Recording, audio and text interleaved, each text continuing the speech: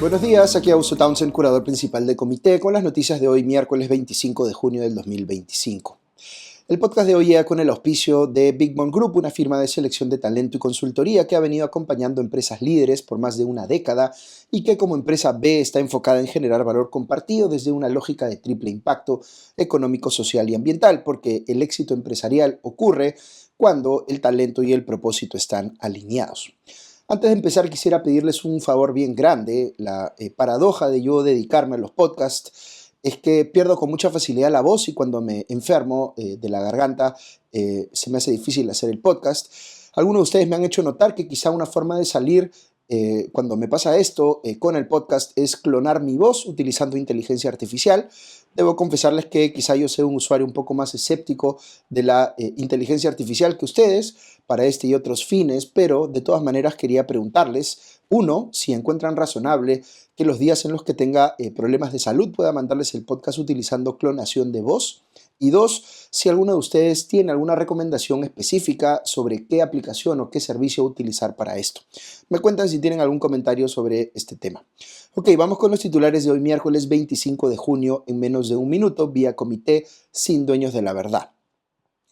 Primero, el Poder Judicial acaba de ordenar que se suspenda a Patricia Benavides de los cargos de Fiscal Suprema y Fiscal de la Nación, bloqueando así la resolución de la Junta Nacional de Justicia que buscó reponerla. Segundo, se ha hecho conocido que la Junta Nacional de Justicia solicitó a la Policía Nacional del Perú intervenir para reinstaurar a Benavides en el Ministerio Público. Tercero, la bancada de Acción Popular busca promover una moción de censura contra el ministro de Energía y Minas, Jorge Montero, por la ampliación del Reinfo. Cuarto, el Ministerio de Economía y Finanzas está preparando un plan de contingencia para mitigar los efectos del conflicto en el Medio Oriente sobre la economía peruana. Y quinto, tras unos incumplimientos que causaron el enfado de Donald Trump, Irán e Israel finalmente aceptaron y mantuvieron el cese al fuego durante su primer día. Y no se pierdan en el espacio de la reflexión del día un comentario mío sobre el inicio del CADE universitario. Ok, pasamos al desarrollo de cada una de estas noticias sin dueños de la verdad. Vamos con la primera, que es una noticia de último minuto. El Poder Judicial acaba de ordenar la suspensión temporal de Patricia Benavides en el cargo de Fiscal Suprema y Fiscal de la Nación por 24 meses debido a, abro comillas, hechos presuntamente cometidos como titular de ese organismo del Estado, cierro comillas. Esta medida fue ordenada a pedido del Ministerio Público en uno de los procesos abiertos contra Benavides vinculado al caso de los cuellos blancos del puerto, en el que se le imputa los presuntos delitos de cohecho pasivo específico, abuso de autoridad y encubrimiento personal en agravio del Estado. Con esto, el intento de Benavides de retomar la Fiscalía de la Nación queda momentáneamente conjurado y la Junta de Fiscales Supremos puede válidamente decir que existe una medida judicial que le impide ejecutar la polémica resolución dada por la Junta Nacional de Justicia.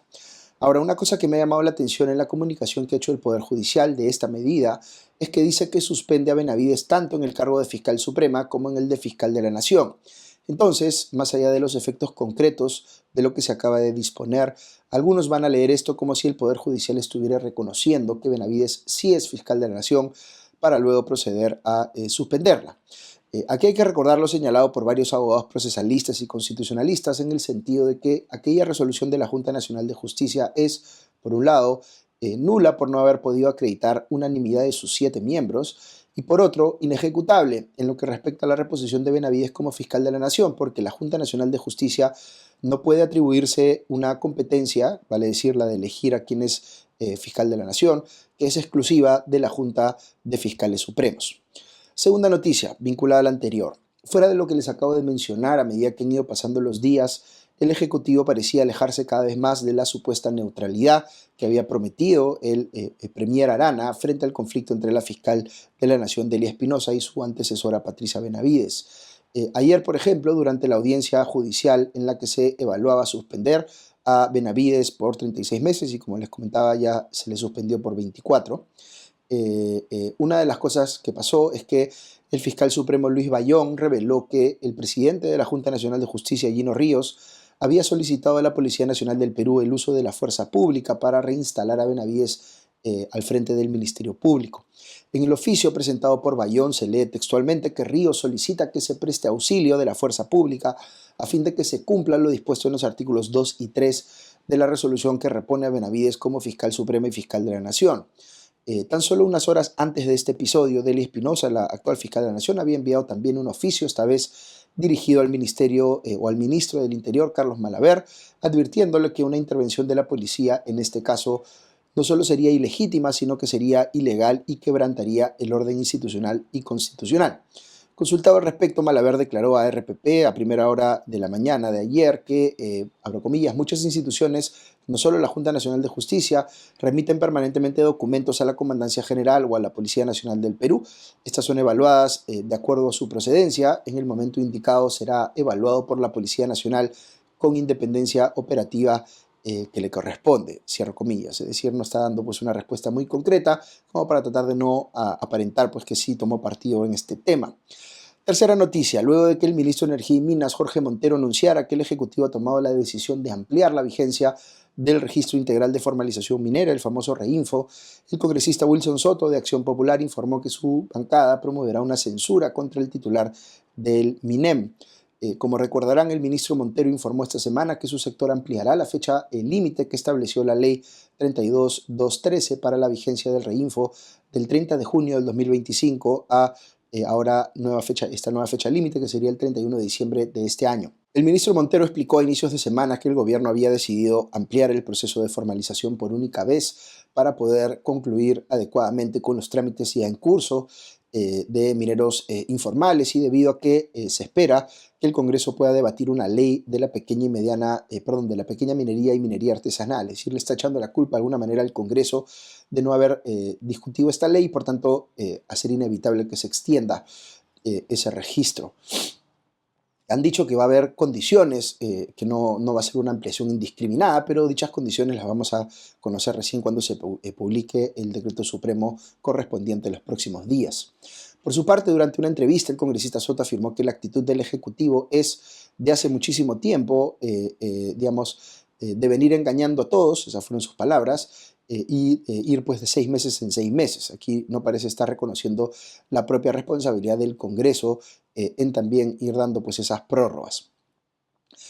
Cuarta noticia, vamos ahora con nuestro segmento La Noticia Económica con Ale Costa, que hoy trata sobre la reacción del MEF a la turbulencia que puede haber en los mercados internacionales por el conflicto en el Medio Oriente. Escuchamos a Ale. Muy buenos días y bienvenidos a la Noticia Económica con Ale Costa. Hoy vamos a hablar sobre el anuncio que ha hecho el ministro de Economía y Finanzas, Raúl Pérez Reyes, respecto al que el ministerio, el MEF, está preparando un plan fiscal preventivo para mitigar los impactos del conflicto entre Israel e Irán en la economía peruana, en caso esta compleja situación se prolongue en el tiempo y empiece a afectar el dinamismo local. Pérez Reyes explicó que el precio del petróleo hasta el momento no ha subido en la medida en que se temía y hasta el momento se mantiene en un rango de entre 75 y 80 dólares por barril. Sin embargo, el MEF igual está preparando un plan de contingencia desde la política fiscal. Lo que ha explicado el titular del MEF textualmente es lo siguiente. El primer impacto económico está vinculado al precio del petróleo y estamos justamente evaluando una serie de medidas desde el lado del Ministerio de Economía y Finanzas de política fiscal. Estamos preparando justamente un plan de contingencia para poder, desde el lado de la política fiscal, tener la capacidad de reaccionar rápidamente si es que estas medidas dejan de ser transitorias, cierro comillas. Pérez Reyes no ha entrado en mayor detalle respecto a en qué consistiría este plan, pero lo que se podría prever en caso el precio del petróleo suba es que esto se traslade a un incremento del costo de los combustibles en el Perú. En el pasado, lo que se ha hecho desde el gobierno en estas circunstancias es activar el Fondo de Estabilización de Precios de los Combustibles, un mecanismo en el que se fija un tope al precio de estos productos, y si el costo se eleva por encima de este tope, se utilizan recursos del fondo para subsidiar la diferencia y evitar que suba el precio de los combustibles por encima del techo establecido. También se podría diseñar eventualmente un plan de estímulo de la economía a través del gasto en caso se vean efectos negativos sobre el crecimiento económico, sobre el PBI, en el mediano plazo. Lo que queda claro es que todo esto demandaría recursos fiscales, es decir, dinero de todos los peruanos, del Tesoro Público, en un contexto en el que las finanzas públicas ya están bastante presionadas por los mayores gastos aprobados tanto por el Congreso como por el gobierno. Y sobre esto último, y luego de que el presidente del Banco Central de Reserva, Julio Velarde, señalara la semana pasada que antes la opinión del MEF era respetada,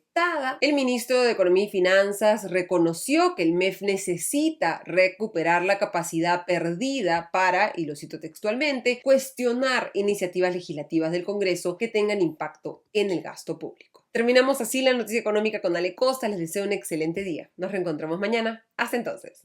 Gracias, Ale. Vamos ahora con la quinta noticia que viene del Frente Internacional. Tras unos incumplimientos que causaron el enfado de Donald Trump, Irán e Israel finalmente aceptaron y mantuvieron el cese al fuego durante su primer día. Como recordarán, el lunes el presidente estadounidense anunció un alto al fuego entre ambos países luego de 12 días de intercambio de misiles. Este acuerdo, luego de unas idas y vueltas, fue aceptado horas más tarde por Irán e Israel, e inicialmente parecía que ambos países estaban honrando el pacto. Sin embargo, poco después el ministro de Defensa israelí acusó a Irán de violar el cese al fuego y ordenó responder con fuerza y con intensos ataques contra objetivos del régimen en el corazón de Teherán. Irán, por su parte, negó haber atacado a Israel luego de que el acuerdo entrase en vigencia. Tras estos acontecimientos, Donald Trump comenzó a advertirle a Israel a través de su cuenta en la red social Truth Social que no lleve a cabo dichos ataques y que si lo hace sería una violación mayor del acuerdo. Más tarde, Trump criticó duramente a ambos países, incluso usando groserías, diciendo que llevan tanto tiempo peleando que, entre comillas, no saben qué están haciendo. El mandatario fue especialmente duro con Israel, su aliado, señalando que no estaba contento con dicho país o con su gobierno y que no le gustó que lanzara bombas justo después de que acordaran un cese al fuego. Después de estas declaraciones, Trump conversó con el primer ministro israelí Benjamin Netanyahu y al concluir ese diálogo, la oficina de Netanyahu emitió un comunicado en el que aseguró que Israel ya no atacará a Irán. Desde entonces no ha habido más ataques entre ambos países, al menos hasta que pudimos terminar la producción de este podcast, pero veremos pues qué pasa en las siguientes horas. Por otro lado, un informe de inteligencia de Estados Unidos que fue filtrado por la prensa de ese país detalló que los ataques estadounidenses del sábado contra 3 instalaciones nucleares iraníes no las destruyeron y solo retrasaron el programa nuclear de dicho país, entre comillas, unos meses. Este reporte sugiere que el gobierno de Donald Trump sobreestimó el impacto que tuvo su ataque, aunque las autoridades de dicho gobierno, incluyendo al propio Trump, desmintieron los hallazgos del mencionado informe que se filtró a la prensa. Ok, hasta aquí las noticias de hoy, pero si quieren escuchar unos minutos más, hoy tengo un comentario especial sobre el CADE universitario. Hoy empieza una nueva edición del CADE Universitario, evento que organiza IPAE todos los años en la Escuela Naval del Callao y que congrega a chicos y chicas de todo el Perú para desarrollar con ellos una serie de charlas y experiencias interactivas en torno a una determinada temática de interés nacional. Este evento ha dedicado sus 3 últimas ediciones, incluida esta, que es presidida por el gerente país de Newmont, Darío Segarra, a discutir sobre democracia, cosa que yo por supuesto celebro y felicito. Tengo la suerte, además de participar en un número grande de eventos en el año, pero pocos disfruto más que el CADE universitario. La energía que se siente en los participantes es algo extraordinario y me gusta además cómo IPAE, junto con diversas organizaciones aliadas, trabajan desafíos particulares que los participantes deben acometer colectivamente mientras están en el evento, para que este no sea solo una seguidilla de exposiciones, sino un espacio donde vuelcan toda su creatividad y su capacidad para trabajar en equipo, para así dejar propuestas concretas a alguna problemática nacional. Este año tengo el honor de haber sido invitado nuevamente como expositor del evento. Les decía que el tema principal por tercer año consecutivo es la democracia. Lo que me toca a mí abordar es la importancia de la conversación, del diálogo entre personas con ideas distintas para el buen funcionamiento de una democracia. Voy a hablarles a los cadeístas de todas las razones y todos los malos hábitos que llevan a que en una sociedad como la peruana esa conversación no se dé de la mejor manera y cómo podemos contribuir cada uno de nosotros desde nuestro espacio para crear digamos, contextos en los que sí pueda haber una conversación productiva entre quienes pensamos distinto, que sirva pues a los intereses del país, poniendo en valor además ese pluralismo que a veces nos es difícil de gestionar, pero que, creo yo, enriquece a nuestra sociedad. Fuera de lo que me ha tocado a mí, hay varias charlas en el programa que están relacionadas a temas como, por ejemplo, el impacto que puede tener la inteligencia artificial, para bien o para mal, en el funcionamiento de las democracias. Este es un tema que me genera mucha curiosidad, así que voy a estar atento. Felicitaciones una vez más a IPAE por desarrollar este espacio tan potente y por seguir apostando por eventos que ponen temas cruciales en agenda. Hace poco tuvieron también por primera vez un CADE enfocado en temas de salud. Y este año van a tener también por primera vez un CADE para estudiantes escolares de últimos años, donde me han invitado también a participar como miembro del comité organizador y me alegra mucho igualmente que esté centrado en el tema de la ciudadanía y la democracia. Así que con quienes puedan participar, nos encontramos allí. Muy bien, como siempre, un agradecimiento muy especial a nuestros auspiciadores, Big Bang Group, y a nuestros suscriptores que nos permiten llegar a ustedes cada mañana. Que estén muy bien y ya nos escuchamos pronto. Adiós.